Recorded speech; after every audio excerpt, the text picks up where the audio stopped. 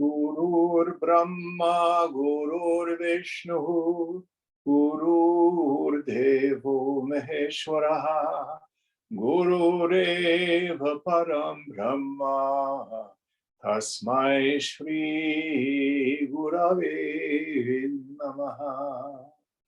Chinmayam Vyapyat Sarvam, Trilokyam Sacharacharam, Tatpadam Darshitam Yena, Tasmai Shri Gurave Namaha. Tvameva Mata Chapita Tvameva, Tvameva Bandhuscha Sakha Tvameva, Tvameva Vedya Dravidam Tvameva, Tvameva Sarvam Mama Deva Deva, Tvameva Sarvam Mama Deva Deva. Jai Guru. Yata Sarvani Bhutani Pratibhanti Stitani Cha Yatraivo Pashamam Yanti Tasmai Satyatmane Namaha.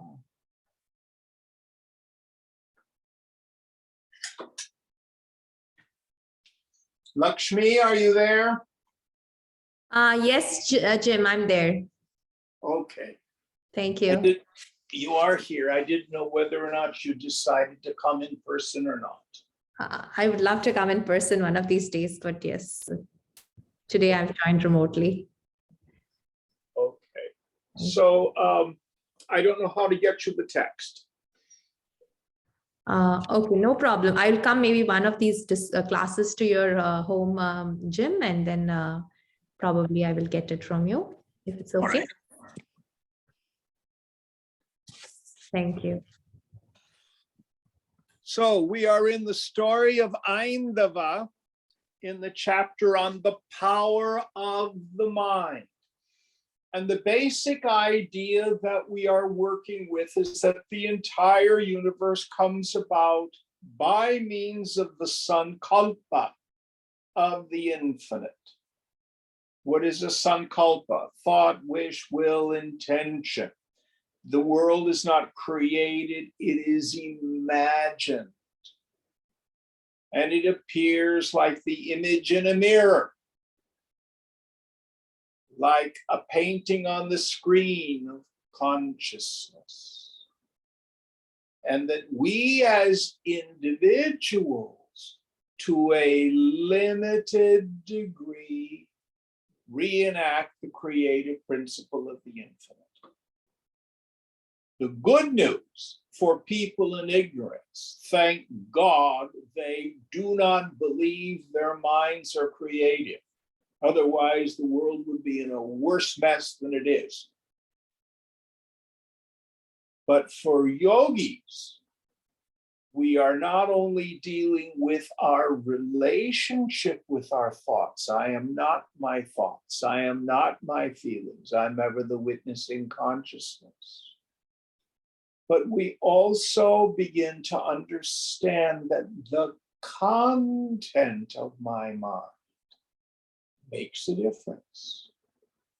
So if the habituated thoughts of my mind are the world's a terrible place, all is bad, it's fearful and scary, then yes, that's the world we see. If on the other hand, the deeply rooted inside of your mind is, it's all God and it's all good, And there's a divine intelligence that's in charge. And I live and I move and I have my being in that. Then the world we live in looks much, much different. Because the world is the mind is the world. Any thoughts on this principle before we go on? So, if you meditate and you're putting in your 20 minutes, 30 minutes, but you spend the whole rest of the day worrying or gossiping, backbiting, going on to the internet to get caught in YouTube conspiracies and things like that, then your sankalpa is going to create your life. Now, it's not just our surface opinions. For most of us, our sankalpa is unconscious. What we look at, we will think about. What we look at repeatedly, we will think about repeatedly. Repeated thought becomes habituated thought. Habituated thought sinks into the unconscious and becomes the law of our lives. Any thoughts on this before we go on? So, in the story of Aindava, we had this dude, Indu, and he had 10 sons. And when he got old, he died. And his sons were grieving the loss of their father. And they've done tapas. I can't remember. Did we get to the point where they created the 10 different universes? I believe you were talking about some different universes. I don't know if I heard the exact number, but I thought I had heard you mention some Ganesh, would you read the last verse we did in the English before we go on, so I can see where we are?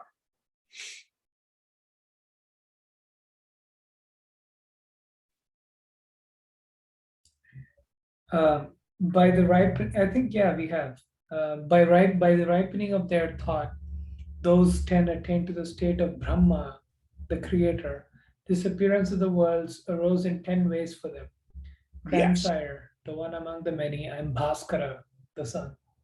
Yes. So what they had done by means of their tapas, by means of their austerity, by means of their sankalpa, each one of them created for himself an entire world and universe. They attained to the state of Brahma, the creator, meaning they created their worlds. This is metaphor. So the modern day parallel is all the new age people who are into manifesting. Yes, I manifested a new job. I manifested a Mercedes. I'm manifesting all this stuff. Nothing wrong with that. But is that what it's really about? So let's go on and see what happens. Next verse. Samanya Brahmana Bhutva Mano Bhavanaya Kila Aindava Brahmatam Prapta Manasaf Pasya Shaktatam. Indeed, by the contemplation of the mind, the sons of Indu, who are ordinary ones, becoming Brahmanas, attain to the state of Brahma, the creator. See the capability of the mind.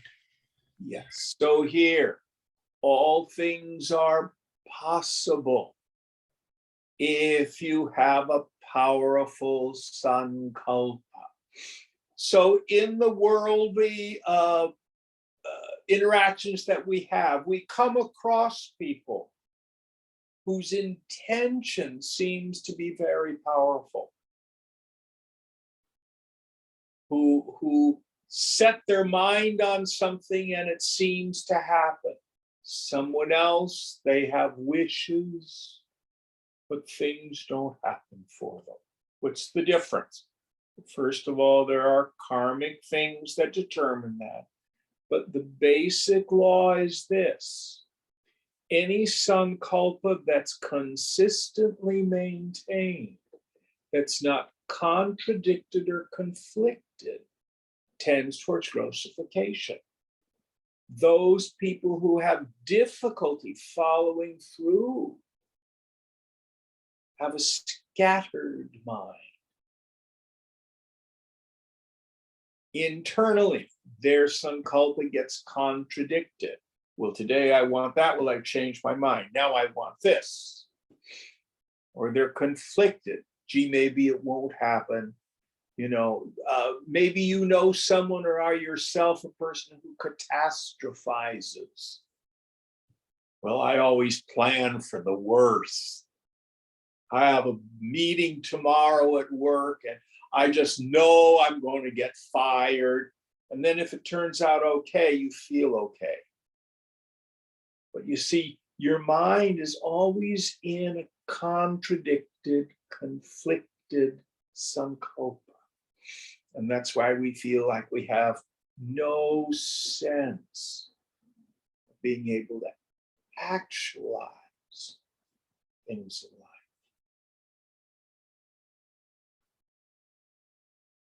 Well, Jim, I can't help it. These are just habits of my mind. I have PTSD, or I have OCD, or I have this particular mental problem, or that particular mental problem. I tell you, this may be what the psychiatrists have told you. But yoga says you can heal. First thing, the way to heal the mind is to get out of the mind. Witness the mind. Then take up the practice as your mind starts to go down those deeply habituated grooves. Do your best, thought by thought. Turn it in new directions. Now, at the end of the 6th chapter of Gita, Arjuna says to Krishna, "Oh, Krishna, controlling the mind is like trying to control the wind." And Krishna says, "True that, but it can be accomplished through practice. There's no magic bullet. There's no switch. There's no magic process you're going to do that's going to fix it all. It's thought by thought, turning the mind into a new direction till we get subhej, auspicious desire. Any thoughts on this? Jim, can I ask a question? This is Lakshmi again. Please do. Last class, you mentioned our thoughts are not real. So what if it is a good thought, bad thought, or a sankalpa? Thoughts are thoughts, they're not real, right? That is correct. But neither is the world. So Correct. It's foolish to think my thoughts aren't real, but my awful boss is real. That's hypocrisy. Okay. It's foolishness to say my thoughts aren't real, but I can't stand these particular political figures. If you wish, step back and it's all unreal. If you are in that position. But if your life isn't working, this is a tool.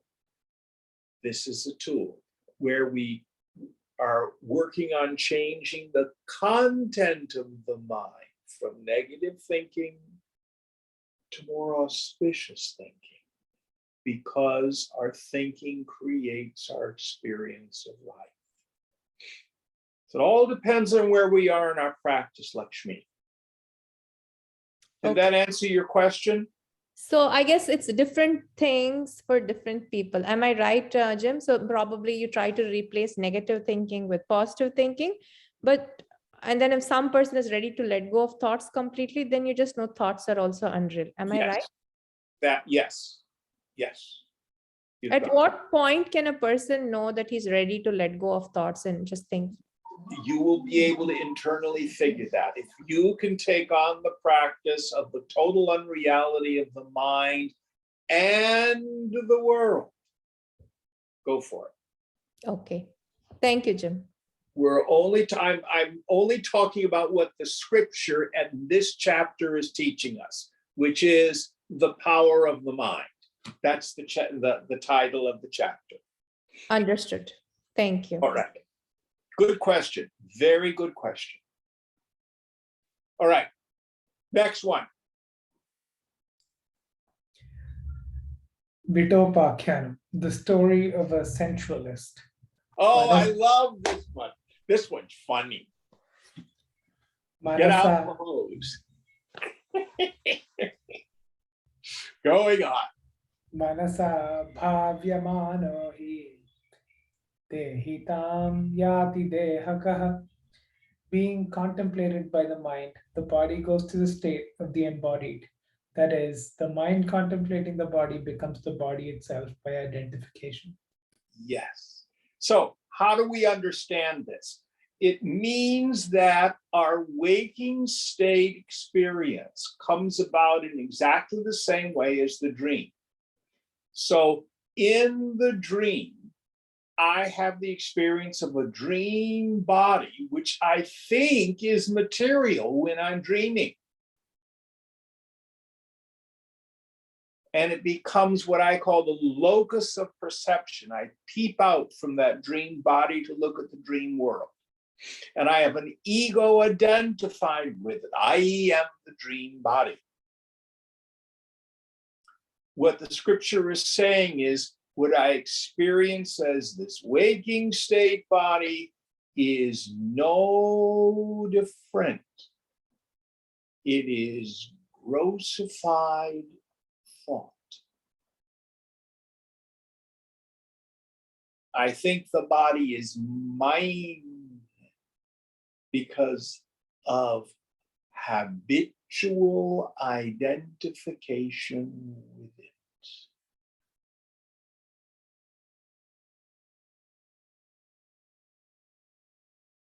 Very important point.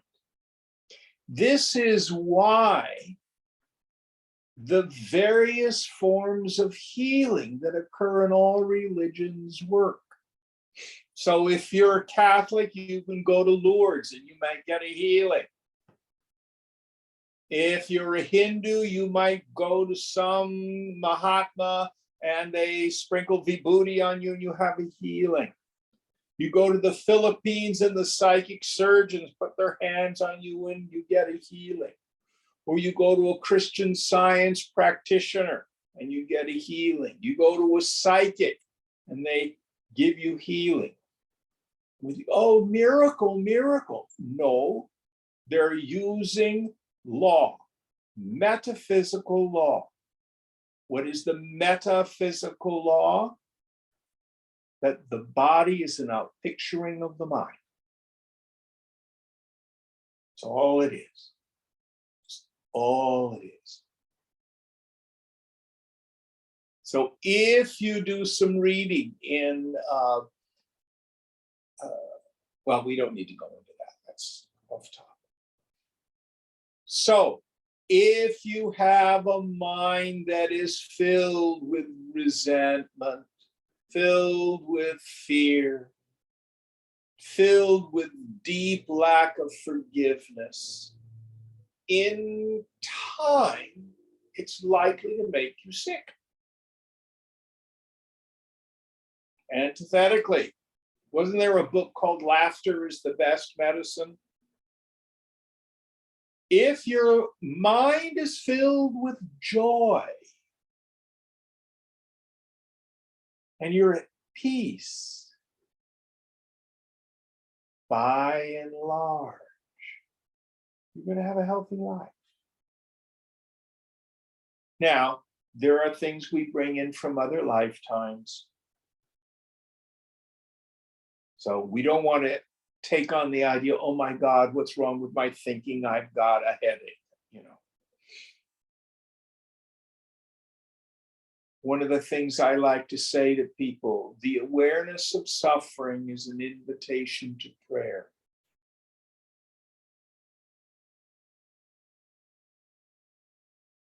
So if you feel an intuitive call to do some, as it were, dream shaping, I would recommend you read the essay on Tonglen, Tonglen, by Pema Chodron, the Tibetan teacher, online.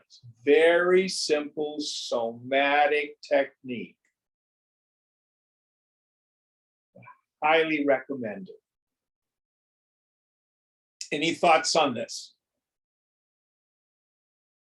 Next verse.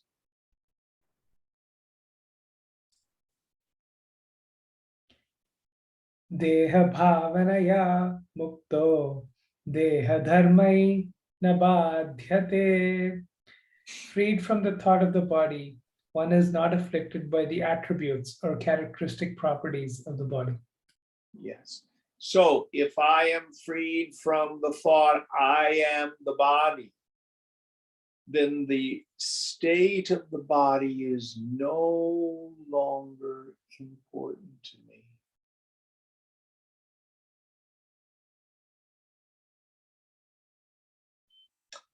I think for the ordinary person, let's say you have a favorite cashmere sweater to which you're very attached.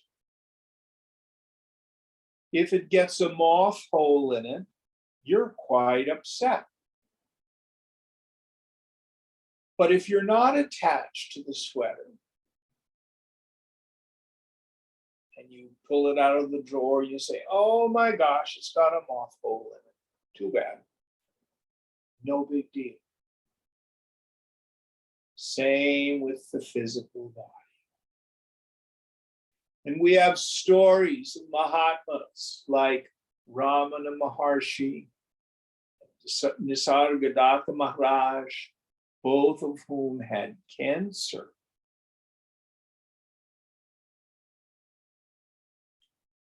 There's also the possibility of the guru taking on the karmas of students.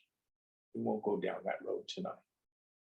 Point is, they had cancers, and neither of them was particularly afflicted.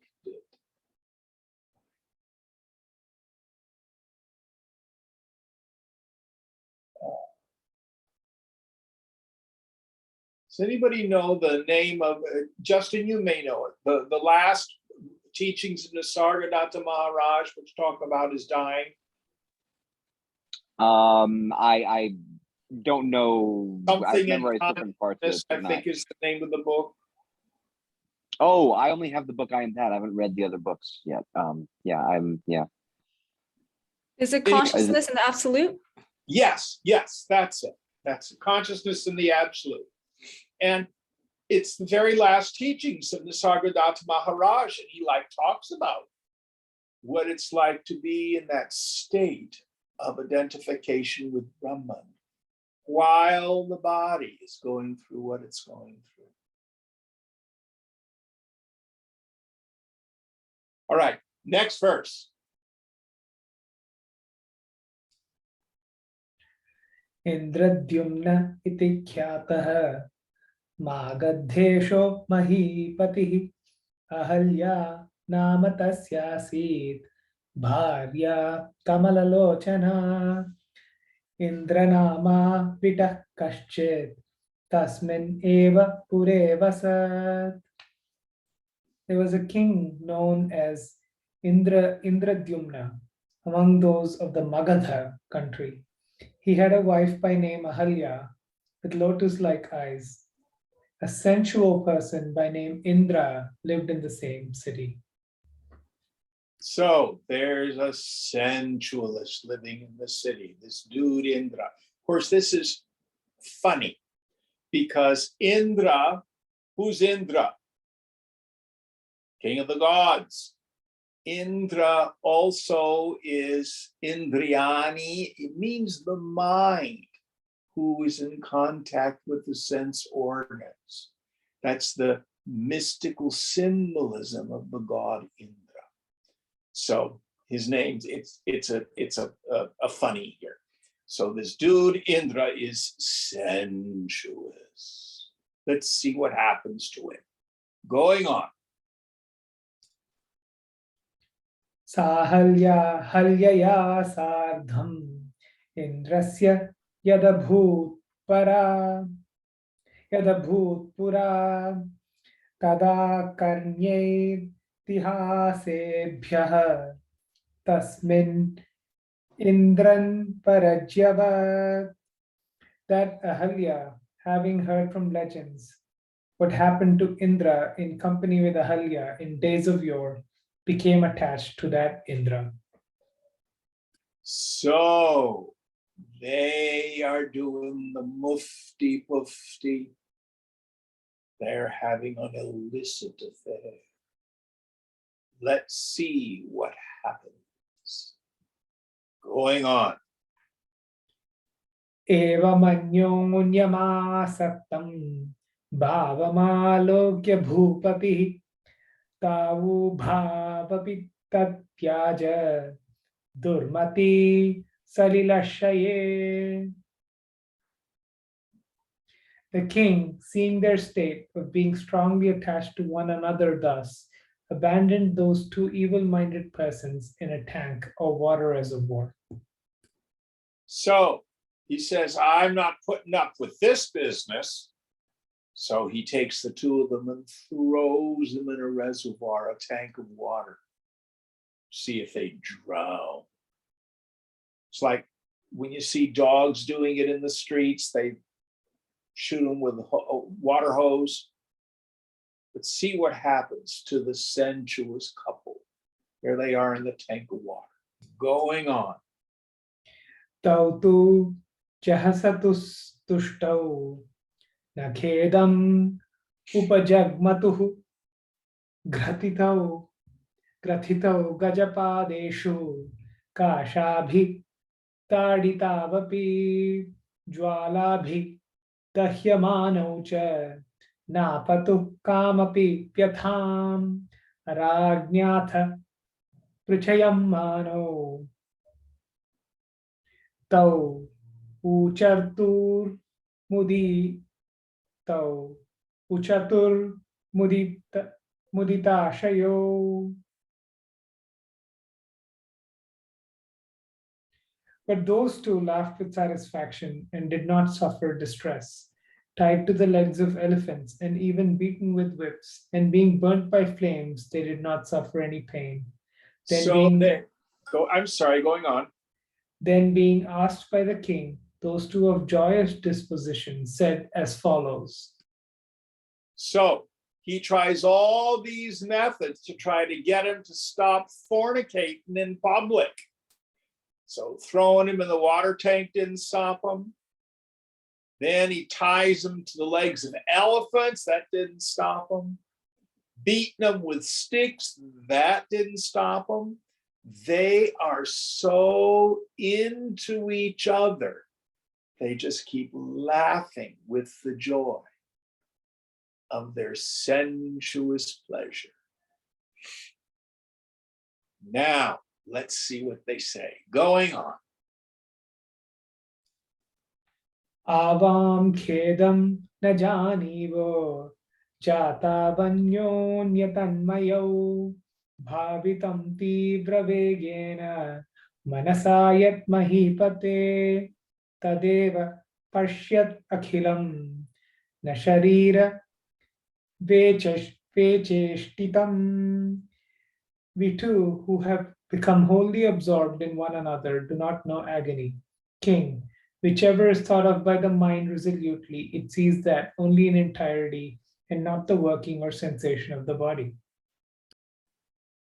So here the point of it all is, when the mind is fully concentrated on something, we lose perception of the body. Now, all of us have experienced this sort of thing to some degree. I think the first time I did was when I was a child. I used to love to read. It was my first real escape. Many an evening, I'd be curled up on the couch reading a book. My mother would call us all for dinner. I was like, I didn't hear it. How many of you have had an ache or a pain and you get deeply engrossed in a conversation or in some music or something like that, and the physical discomfort disappears? So Swamiji used to say, a single pointed mind is as good as no mind. So not only does a single pointed mind help us to be successful in the world, but all our other tribulations for the moment disappear.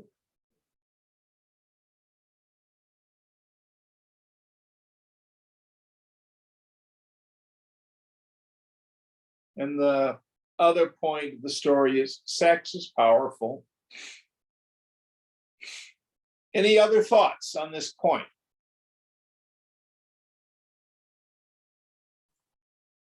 Jim, is there any significance to the description of her having lotus eyes like lotuses or something like that?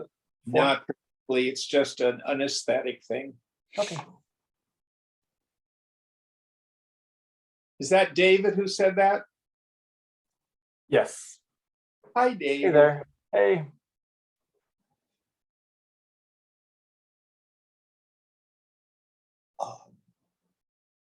The idea is, even if we're in physical pain or feeling ill, when our mind is incredibly concentrated on something, that moves into the background. This is a true story. I had a dear friend that I knew. His name was Cy Payne. I think Justin may have known him. Did you know Cy Payne? Yes. He was a very charming older man. Yeah. Yes, he was an I'll leave it attorney. at that. So one day, his car had run out of gas, and he'd gotten a can of gas from the gas station. His car was in the garage. So he took off the gas cap, and he was pouring the gas from the can into the gas tank. And also in the garage was his house's water heater, which had a pilot light. And the fumes from the gas drifted to the pilot light, and there was an enormous explosion. And Cy was burnt over about 3/4 of his body. And he was in the hospital. I knew Cy from Alcoholics Anonymous. He was a man with years and years and years of recovery. And whilst he was in the hospital, a nurse who was also on the program said, "Oh, Cy, there's another person here who's a newcomer. Would you talk to them?" And Cy's response is, "I'm in excruciating pain. No, there's no way I can do this." And then, as many of people in AA are taught, we don't say no to an AA request. He said yes. So the nurse brought the person down, and Cy talked to him for about an hour. And when the person left, Sai realized he'd been pain-free for an hour. So he buzzes that same nurse. He says to her, "Bring me more alcoholics." Now, what he was able to do is exactly what this story is talking about. The fact that he was interested in, single-pointedly focused on another human being for an hour. He lost his focus on body awareness. Therefore, the pain was not available for him. Any thoughts on this? True story. All right, next verse.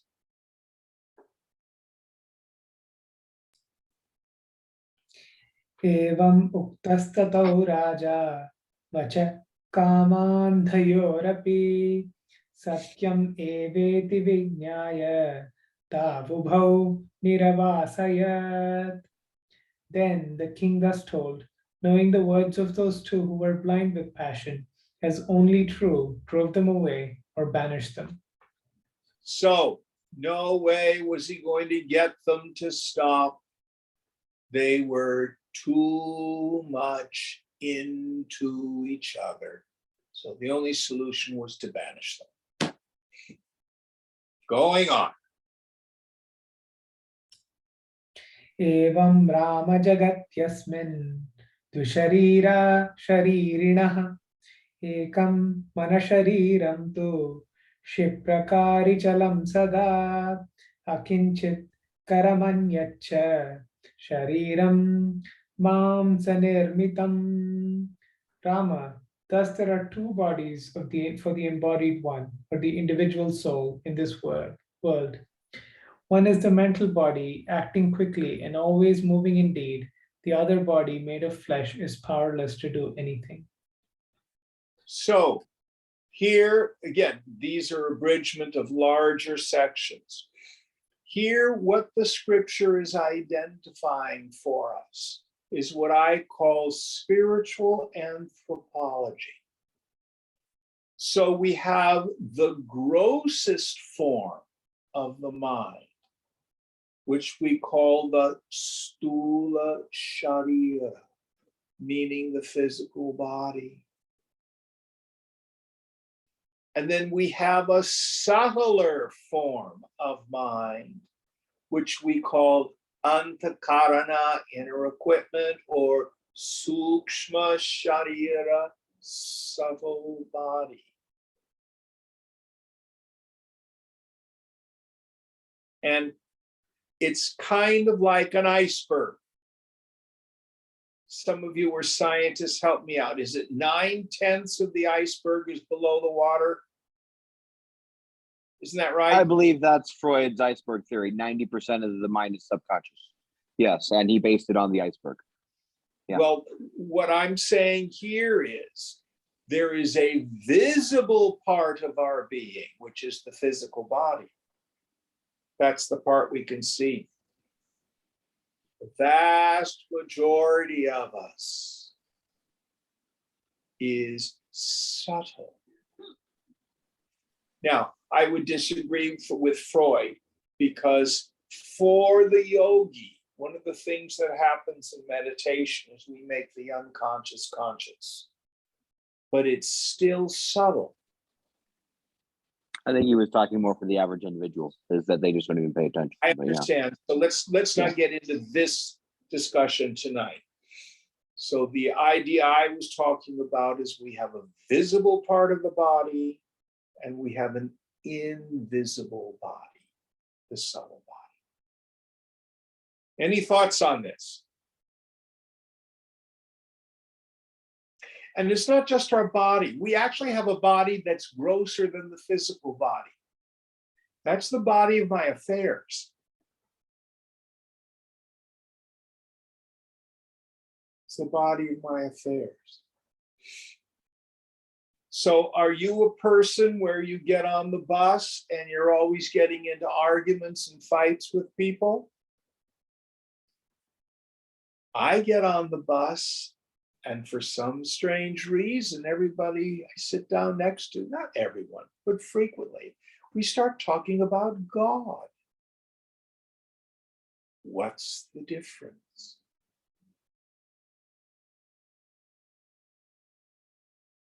All right, next verse. Chittopakyanam, the story of the mind.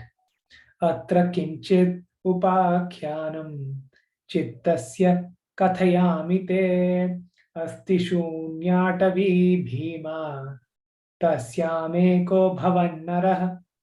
In this connection, I tell you a certain story of the mind. There is a formidable and desolate forest in which there was a man. So this is a metaphor. Once upon a time, there was a forest, a formidable forest in which there was a man. Going on.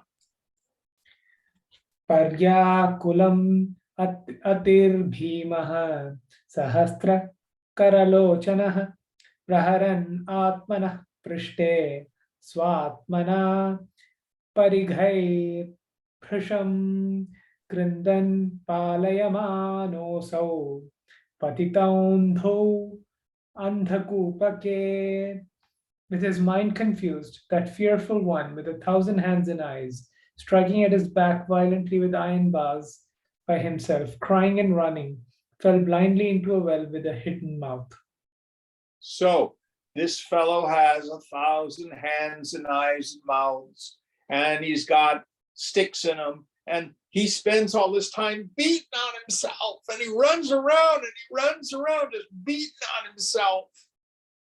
And then he falls into a well, and he couldn't see it. It was covered with brush or something like that. Going on. Tata samuttithak kale pravishta kantakatavim tata puna vinishkramya swatmanam praharan muhu vidruvan shitalam gatva kadali kananam hasan. Then, getting up from the well in due time, he entered the thorny forest. Then, again departing and beating himself often, running and laughing, and having gone to a cool forest of plantain trees. So after a while, he gets out of the well, and he's back in the forest, and he beats himself for a while, and then he runs to a place that's cool with plantain trees, and he laughs for a bit and enjoys. So he's got the beating himself up, and then he finds a place where he has some enjoyment. Going on. Shanat tasmat vinishkramya muhuscha praharan swayam vidrutah patito bhuyah tasmin evandhakupake. Departing from that in a moment, beating himself often and running away, he again fell into the same well with the hidden mouth. So after he leaves the plantain trees, he beats himself often and then goes back to the well. So what we've got here, it's the mind. It is the mind that tortures itself. Control issues, hypersensitivity, wanting things, hating things, obsessed with the opinions of others, just beating ourselves. Falling into the well is falling asleep. We get a respite at night from the torture. Wake up in the morning, we beat on ourselves some more. We're doing it to ourselves. Once in a while, we get a banana at the plantain tree. But most of the time, we're just beating ourselves. All of my suffering is self-inflicted. I'm not talking about necessarily physical pain. We'll put that on the shelf. It's a spiritual axiom that if I'm disturbed, if I'm upset, no matter the cause, I'm the one with the problem. I've done it to myself. I'm the one with the attachment. I'm the one with the expectation. I'm the one with the control issue. I'm the one with the need to be right. I'm the one with the identification. I'm the one whose happiness is dependent on the opinions of others. The list goes on and on and on. Those are the sticks that the fellow's beating himself with. That's just like your quote that you always go back to, both bondage and liberation occur to the mind. Isn't that what Say you're that saying? again. I didn't quite understand it. Say it again, Justin. The quote that you always keep coming back to from Yoga Sutra is both bondage and liberation occur to the mind, the self is ever free. Exactly. Okay. Exactly. All right, going on.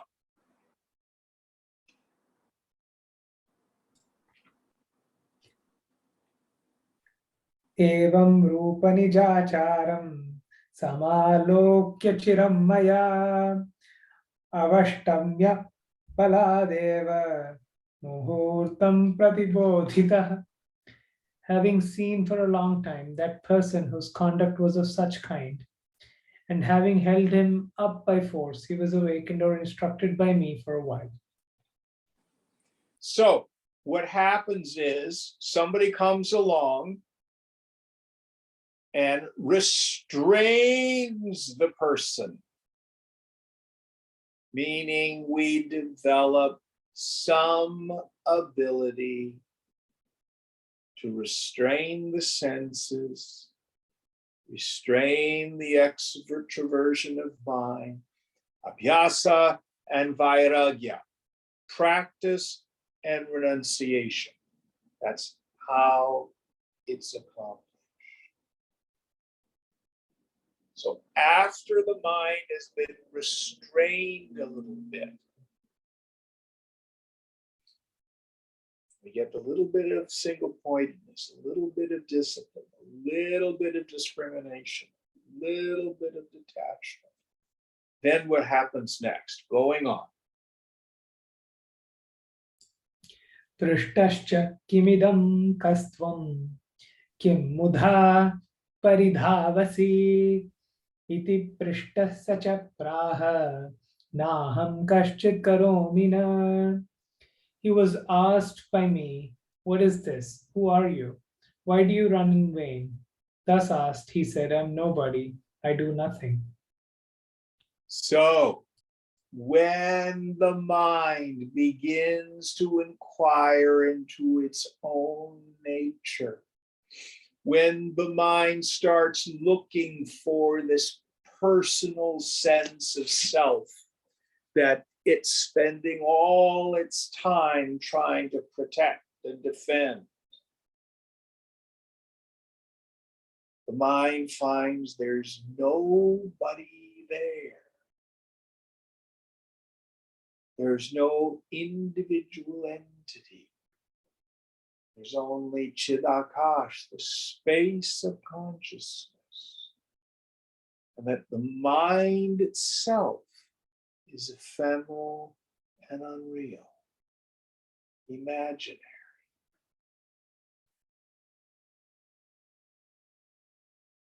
It is the mind that sees its own nature, its own vanity, its own stupidity, its own unreality.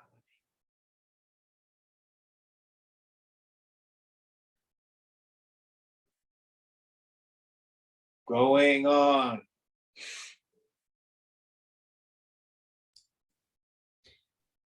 Tvam me shatrutvaya drishto nashto'smiti rurodasah prahasan athat tatyaja swanyangani samantatah.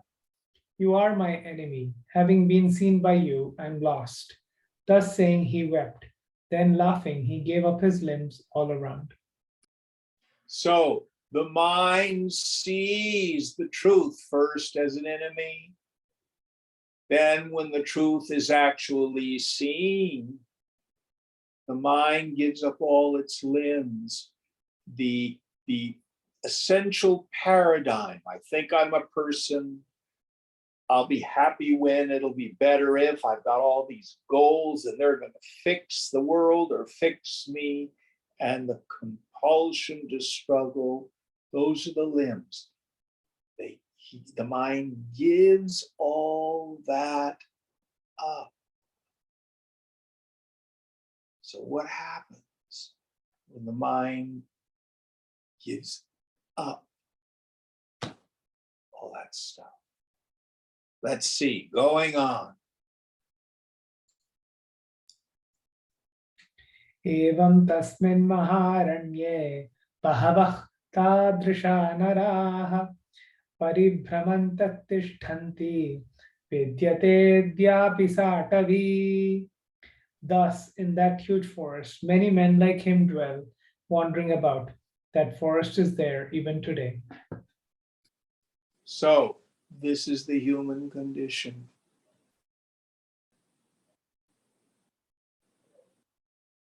And it's like the story of the emperor's new clothes.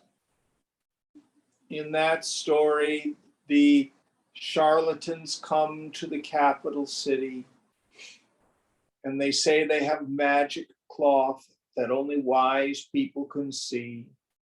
And they spread it out, and nobody wants to admit that they can't see it. They're taken to the king, the emperor, and they are going to make him a fabulous suit of clothes. The king doesn't want to admit that he can't see them. So that's you and me. We're running around this world and we think, oh, so-and-so just bought a new house. Oh, that person's going skiing in Switzerland this winter. Oh, so-and-so is taking a cruise. And we think, I want that, I want that, I want that. Or I'm single and all my friends are getting married. And I think, I want that, I want that. Or you're 45, almost 50, and you look to your single friends and say, oh, what a burden is marriage. I want that, I want that. And we're like the emperor and all the people in the capital thinking that's what's going to bring us happiness. And there's the little child who says, oh, the emperor's quite naked. So the guru and the scriptures say, tell the truth. How's it working out for you? Why not try giving up all the struggling? Giving up that personal sense of self. Giving up our belief in the stories that the mind says, I'll be happy when, it'll be better if, more, better, different.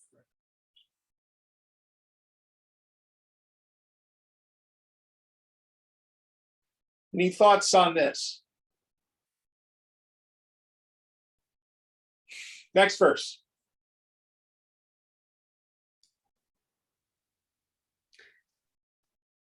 Sri Rama Vacha, Sri Rama said, Kaso Mahatavi Brahman Kimbate Kartumudhyataha.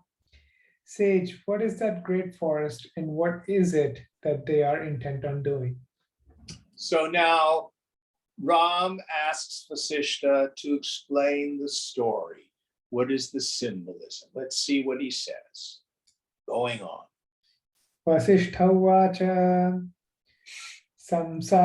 संसाराख्ये महारण्ये प्रभ्रमन्ति मनांसिः मया तानि विवेकेन नीयन्ते परमं शमं कानिचित् मक्तिरस्कारात् नरकेषु patanyadaha. Vasishta said, in this great forest of worldly existence, minds indeed wander about. They are led by me by discrimination to supreme tranquility. Some by disregarding me fall down into hells. Yes. So here Vasishta is speaking as the voice of the eternal guru. So it's not just Vasishta, it's any teacher who can lead us to truth. So infinite are the number of minds that are roaming in the forest of samsara. And if you meet a Satguru, teacher of truth, study of the scriptures will point you to this place beyond the mind when you see the real nature of the mind. Going on. Kadali karanam swargah dukkhabadasthu kantakah nashtosmiti yaduktam tat mamata paridevanam. The forest of plantains is heaven. The affliction by sorrow is the thorn. I am lost. Thus, what was told is a lamentation of the ego, the feeling of mind. Yes. So every once in a while, because of the force of the merits of our good actions, we hit the green lights of life. That's called swarga. But a lot of the time, see, unlike the Christian heaven, the Hindu heaven is temporary. When our punya is exhausted, we're back into the world of struggle. And that's the thorns. And if we turn into a jerk while we're struggling, we descend into the hell realms. Going on. Manasa tyajato bhogan rodanam sahajam khalu pariprapta vivekasya tyakta samsara samsthite cheta satyajato rupam anando hasitam bhavet. Crying is indeed natural for the mind while abandoning enjoyments. The joy of the one who has acquired discrimination, who has abandoned his abode or stay in worldly existence, and who is giving up the characteristic of the thinking mind, is the laughter. So, in the beginning, when we take up the practice of renunciation, the mind will suffer. You'll cry, you'll grieve the loss. Also, the scripture doesn't say it, but we run up against fear. Frequently in meditation, as we begin to get closer and closer to the awareness that I am that partless Brahman, there's a sense like, I'm gonna die, I'm gonna die. The fear of ceasing to exist as a person. And then when we begin to penetrate into the reality, every single thing you thought was important, home, family, children, parents, the nation, politics, all of it is Maya. What about love? All of it has to go. All of it has to go. And many of us will say, that I will not give up. I'm going to hang on to that. Unfortunately, for many of us. What we hang on to is rigid ideas of low self-esteem. I've been abused. I have this mental problem. I'm uniquely broken. That's our identity. That's our story. That's our narrative. All of that has to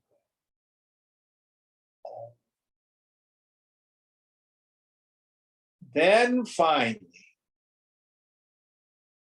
you find the peace that passes all understanding. And the mind laughs. Part of what we laugh about is when you really see it, it's the most obvious thing you can possibly imagine. It's you. How could I have missed it? Going on.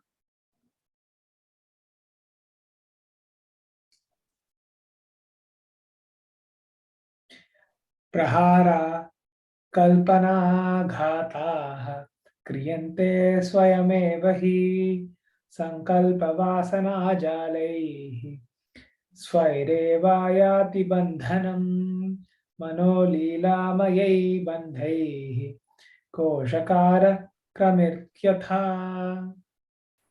The beatings are the blows of fancies or imaginations. They are indeed caused by oneself. The mind is reduced to the state of bondage only by its own net of impressions of thoughts or imaginations, just as the silkworm in the cocoon confines itself by bonds with ease. Yes. So one of my favorite images. So each one of these silkworm's threads is like a vasana. So if we maintain these sankalpas with a long period of time, they sink into the unconscious, become a vasana. You have one particular attachment, you can probably break it, but few of us do. There's one, then a second, and then a third, until the mind is cocooned by its attachments and identification. That is my bondage. That's my ignorance. Makes me think I'm a person. And when I feel like I'm a person, there's a spiritual poverty. I'm not enough, there's not enough. I need more of something. Then I take on the serious business of getting it. That's the word. That's the mind. That's Maya. That's avidya. That's samsara. That's karma chakra. Has so many names. Going on.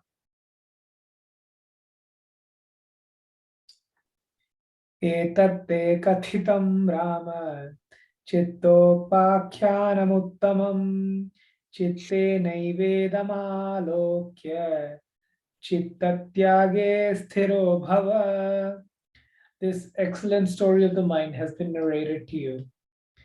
Contemplating on this with your mind itself, be firm or determined in abandoning thoughts. Yes. So what is it that I need to renounce? There's really only one thing we need to renounce, and that's my belief in the reality of my thoughts. To renounce the mind itself.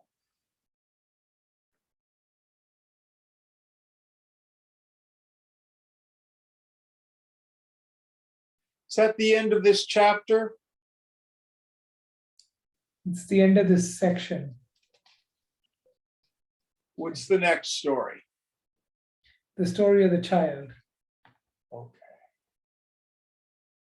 I think we'll start that one next week. Does anybody have any thoughts on this, what we've covered? The story of the mind, the story of the sensualist.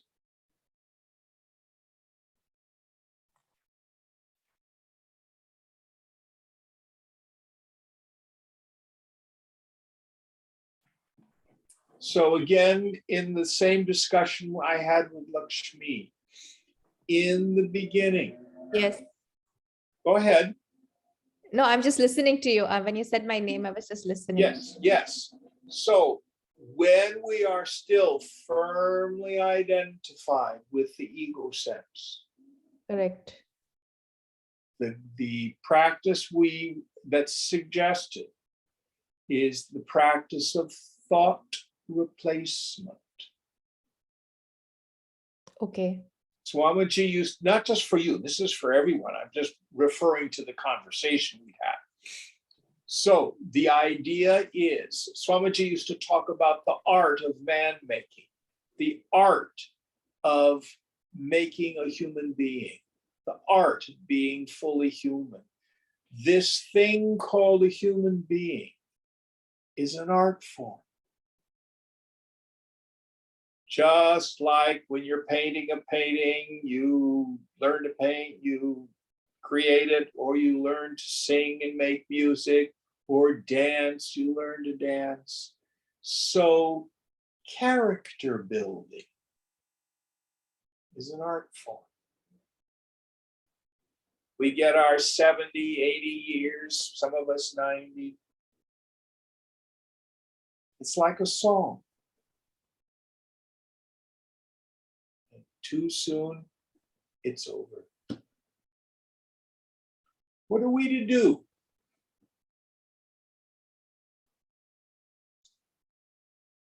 Thought by thought, we create this thing called a human life.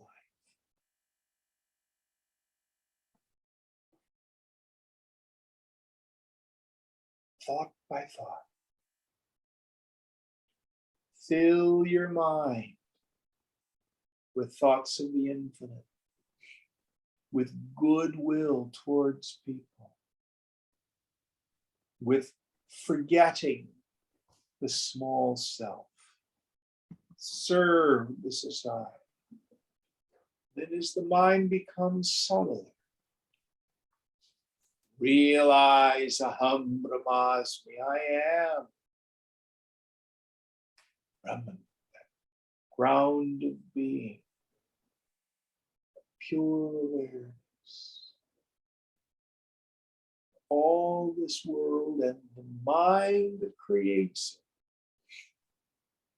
comes about through fancy, through imagination. Seen, but not real. All right, we'll end here. Om Purnamada Purnamidam Purnat Purnamudachyate Purnasya Purnamadhaya Purnameva Vashishyate. Om Shanti Shanti Shanti. Hari Om Sri Guru Pyo Namaha. Hari Om. Oh.